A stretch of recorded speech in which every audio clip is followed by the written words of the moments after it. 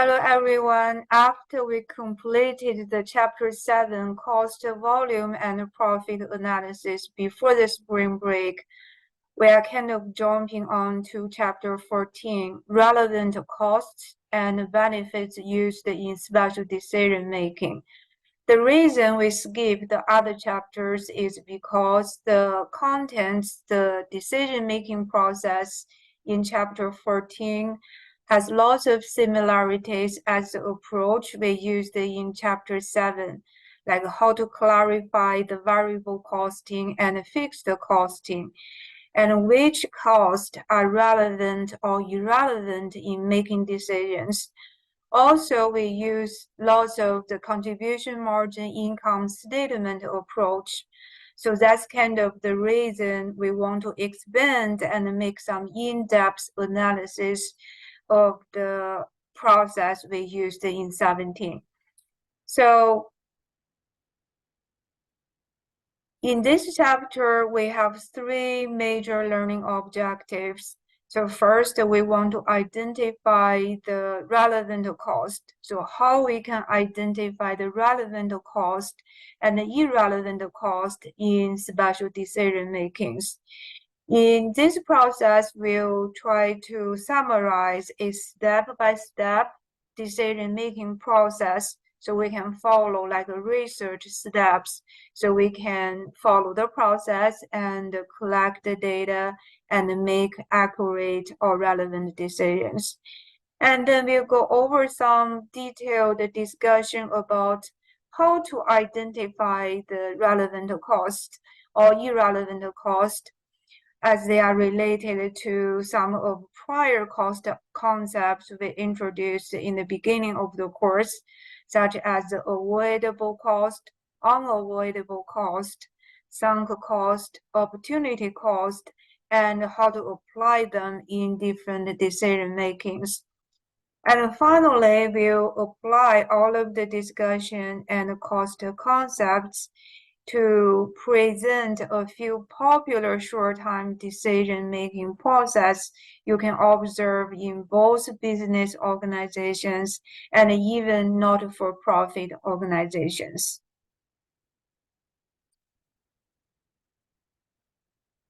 First, let's take a look for how managerial accounting information can be combined and integrated with other business functions to help the management team to make relevant decisions. So because of the ERP system, so management information system, the cross-functional management teams, so accounting is not a separated management function in any business or organizations. So accounting function, especially on the managerial accounting side, will be combined with your production team, marketing team, procurement, even HR team, so collaborated with each other so we can collect the information from the accounting system and other business information system in the integrated team to make the relevant decisions. So when you work on this team, you are going to encounter not only accounting information or accounting data, so it's combined with other business type of information, and then we use a teamwork to like identify the question, identify the decision criteria, to find all of the research data, analyze the data, and finally make the decisions. And here is a recommended 7 steps approach for any type of management decisions.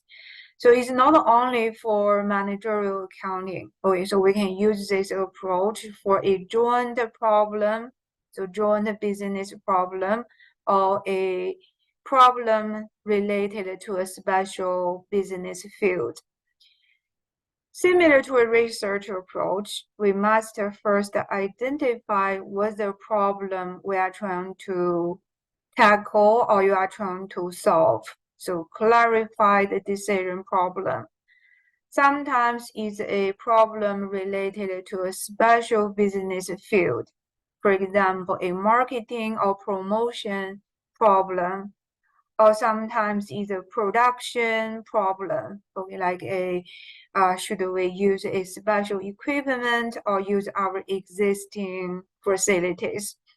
So sometimes it can be a combined, a joint business decision, okay, involving like research, production for a new product, and what's the best marketing approach for this new product.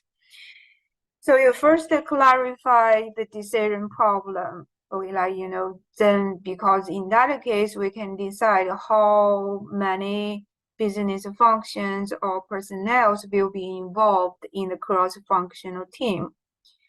Then we can decide or specify the decision criteria or the criterion based upon the problem we identified.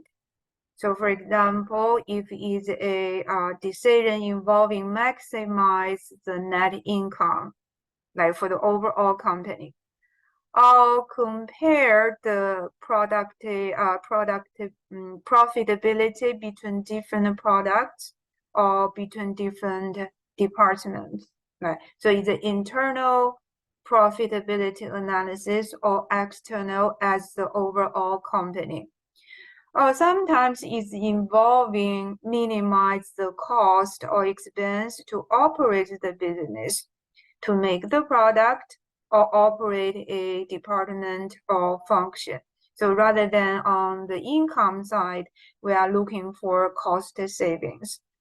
So it's really depending on the case. When you have a few options, so what is the criteria we choose from the different options? So maximizing the revenue, maximize the profit, or minimize the cost or expenses. Then identify all of the alternatives or options to solve this problem, or work on come up with the idea to solve the problem. So different options. And you may have more than 2 or 3, right? So because if you only have one option, so only one way to do it, we wouldn't bother, for other approach, right? So the situation will become straightforward if you only have one option to do it. So most of the conditions you have more than one options. So in that case, we will identify all of the possible approach and then develop the decision model, right? Because we have multiple options. So the decision modeling, you will decide, so should I use a specific regression or a income statement, like calculations, or some calculating of different ratios. So the decision model is really a critical step in the process. So it's combined with the prior steps to have, mostly you have a numerical model and some non-financial considerations. And then you start to collect the data for the related options and, aiming to solve the problem. So data collection is also very critical because these days we have a large volume and high speed data. Sometimes if you have too much data, like, information overflow, so it really can bring lots of unnecessary data or irrelevant data into the consideration. And the managerial accounting will be involved in many of, in lots of the step 5. So collecting data, not only from the accounting perspective, and also other related data for the involved problems. And then select, so analyze the data based upon the decision model and select the best, or sometimes you may select a few options, right? So rather than just one, we may pick 2, like the best 2 options.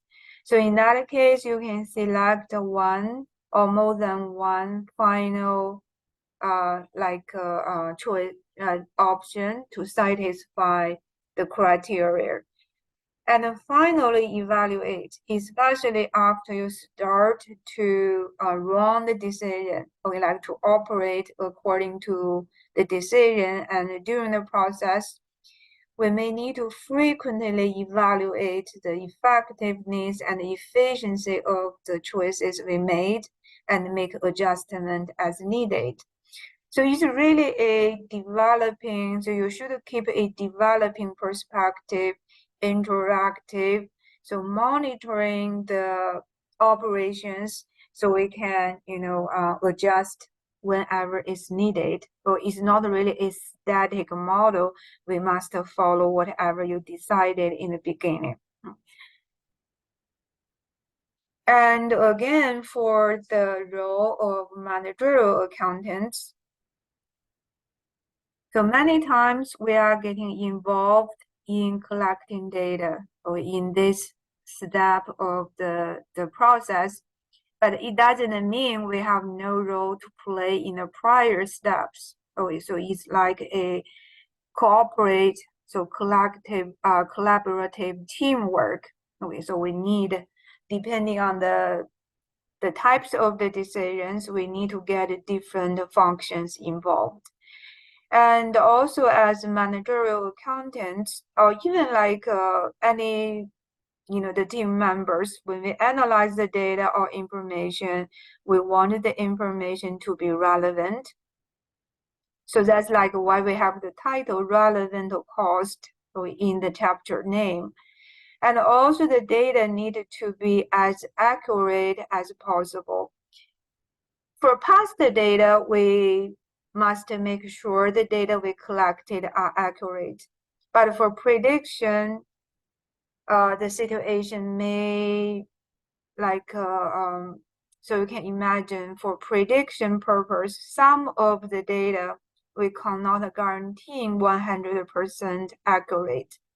Like for example, your future sales volume or the sales price for a new product. But we do the best estimation or prediction as you can. And also you can use some statistical approach, such as the sensitivity analysis or probability prediction, so we can make reasonable estimations, so make sure the data as accurate as possible. Okay, and in the meantime, you want to make sure the data is timely. Okay, so timely is a very critical requirements for the data quality used in managerial accounting. Okay, rather than, sometimes the timely information is more important than being accurate. And they have some more explanation for the three qualities. Okay, so we require for the data, the quality of the data in the decision-making process.